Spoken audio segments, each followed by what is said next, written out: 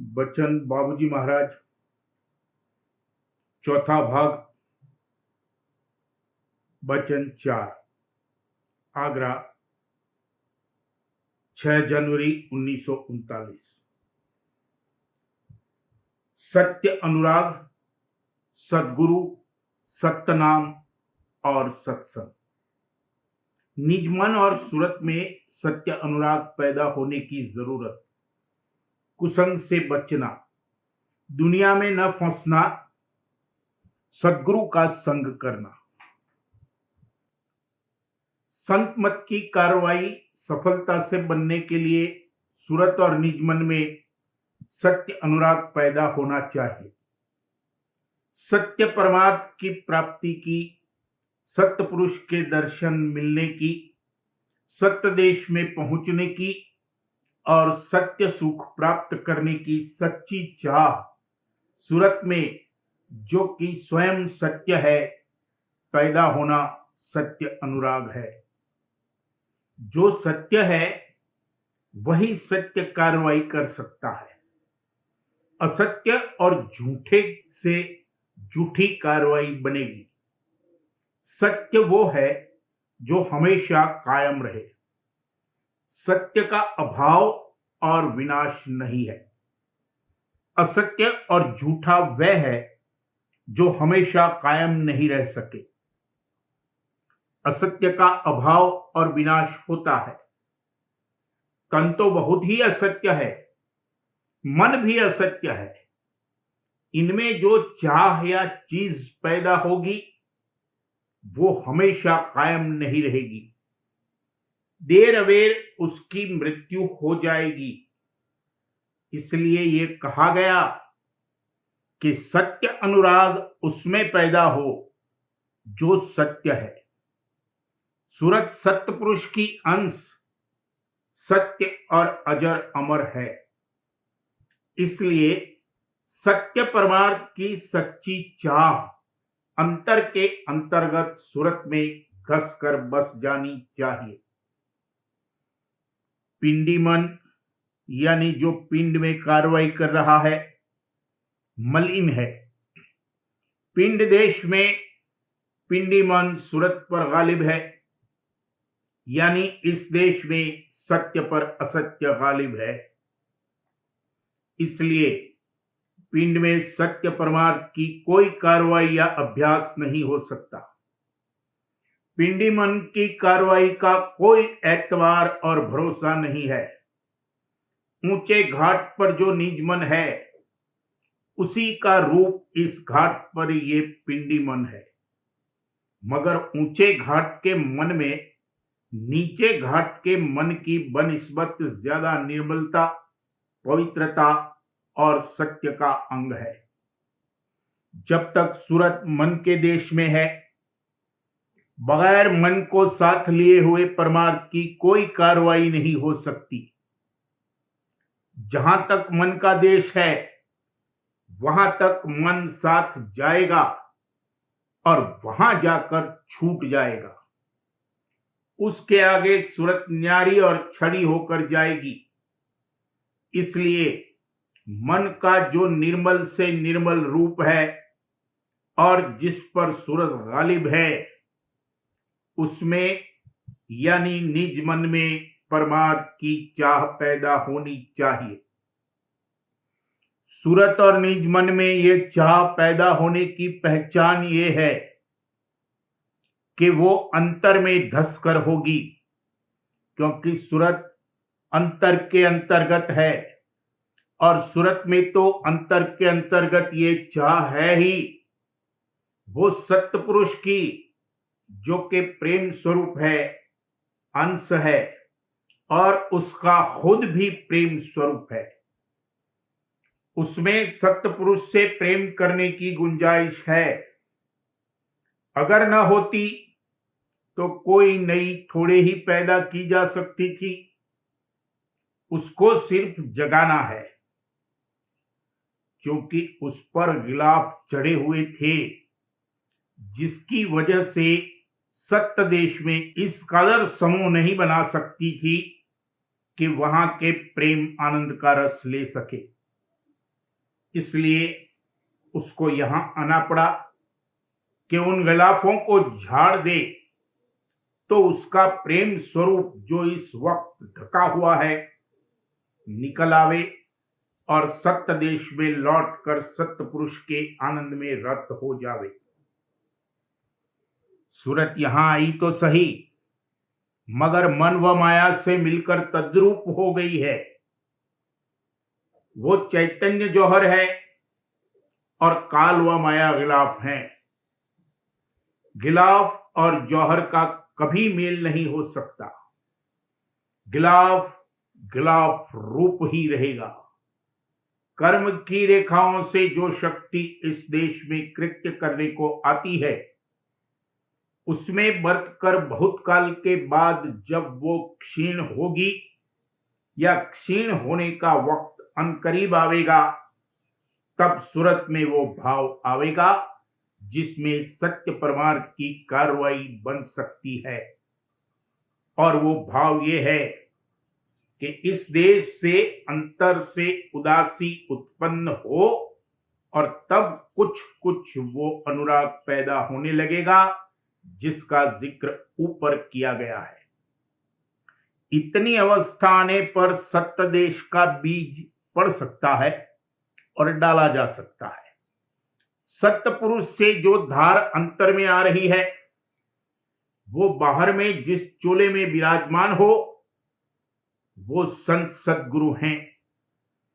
उनसे संबंध जुड़ना चाहिए। वो अंतर में उस धार का भेद और पता देंगे और उसको पकड़कर अंतर में चलने की युक्ति बतलावेंगे। साध महात्मा और प्रेमी भक्तजन से भी जिनको अंतर का भेद मिला है और उसकी कमाई कर रहे हैं, संबंध पैदा होने से किसी कदर ये फायदा हासिल होगा। खुलासा ये कि पहले सत्य अनुराग पैदा हो, तब सद्गुरु मिले तो वो सत्य शब्द का भेद दें और तब उसकी कमाई करने के लिए और जो बीजा उन्होंने डाला है उसकी परवरिश के लिए अनुकूल आबोहवा सत्संग मिलना चाहिए। सत्य अनुराग, सद्गुरु, सत्य नाम और सत्संग, ये चार जरूरी बातें हैं। सत्य का संग करना चाहिए और असत्य के संग यानी कुसंग से बचना चाहिए। अंतर में जो नाम और शब्द की धार आ रही है, या तो वो सत्य है या बाहर में जहां वो विराजमान हो वो सत्य है। इनका संग सत्य संग और सत्संग है। बाकी सब कुसंग और असत्य का संग है। फरमा दिया है कि भाई, बंधु, जोरू, लड़के, कुटुंब, परिवार, धन, दौलत, विद्या, बुद्धि, हुकूमत, नामवरी, मान बढ़ाई वगैरह सब कुसंग में दाखिल हैं। जब तक इस देश में रहना है, इनमें बरतना पड़ेगा और बगैर यहां रहे हुए परमार्थ की कार्रवाई हो नहीं सकती। मगर अपने बर्ताव और व्यवहार का ढंग बदल देना चाहिए। किसी की हक तलफी करके, किसी को तकलीफ और नुकसान पहुंचाकर, किसी पर ज्यादती और जुल्म करके गर्जे की नाजायज तौर पर कभी कोई चीज हासिल नहीं करनी चाहिए। इसका तो दिल में इरादा ही नहीं उठना चाहिए। अगर किसी का हक दबाया है या किसी को तकलीफ पहुंचाई है, तो इसका भी हक मारने और इसको भी तकलीफ पहुंचाने वाली ताकत पैदा हो गई। वो अंदर में रखी रहेगी। जब मौका और वक्त आवेगा, इसके साथ भी वही बर्ताव होगा जो इसने दूसरे के साथ किया है। बेईमानी, छल कपट धोखेबाजी दगाबाजी से जो भी काम करेगा उसका दंड अवश्य मिलेगा, उससे नहीं छूट सकता।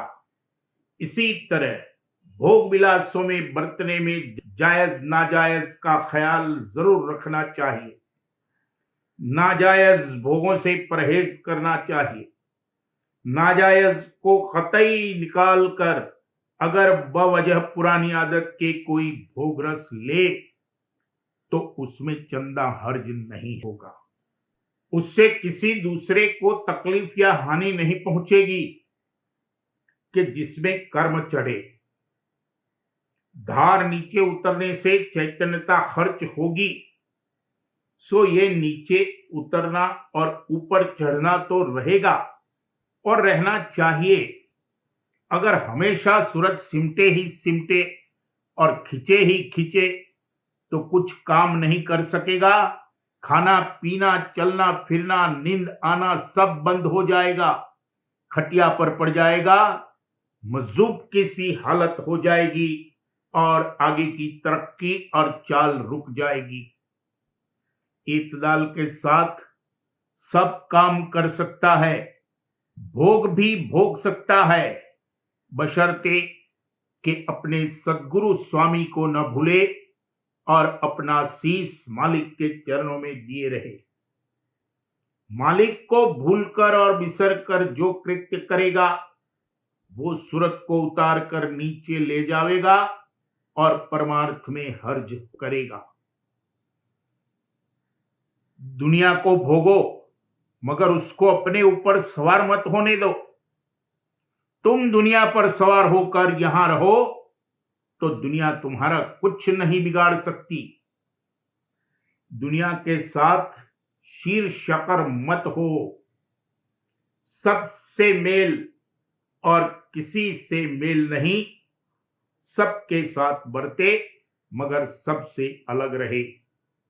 जैसे कंवल पानी में रहता है, नानक साहब ने कहा है, जैसे जल में कंवल निरालंब मुर्गा भी निशानी, सुरत शब्द भवसागर तरिए नानक नाम बखानी। इस तरह से अगर रहन सहन हो तो दुनिया का रंग नहीं चढ़ेगा और उसके खराब असर से बरी रहेगा, मगर इस तौर से बरतना भी दुश्वार है। साध पुरुष जिनकी साधना पूरी हुई है वो इस तरह बरत सकते हैं। ये तो हुआ कुसंग से बचने और असत्य का संग त्यागने का वर्णन। अब सतगुरु और सत्संग इसको प्रिय लगने चाहिए। सत्संग इसको सुहावे और सतगुरु के उपदेश व वचन हित और चित्त से सुने और उन पर अमल करे, तब सत्संग का प्रगट फल मालूम पड़े। अगर सत्संग प्रिय नहीं लगता है और सत्संग में इसका चित्त हुलसित और हर्षित नहीं होता है तो कुछ लाभ तो मिलेगा, मगर सत्संग का जो फल है वो अभी देखने में नहीं आ सकता। अधिकारी बिन प्रगट नहीं फल, सत्संग तो किन्हा सब चल चल।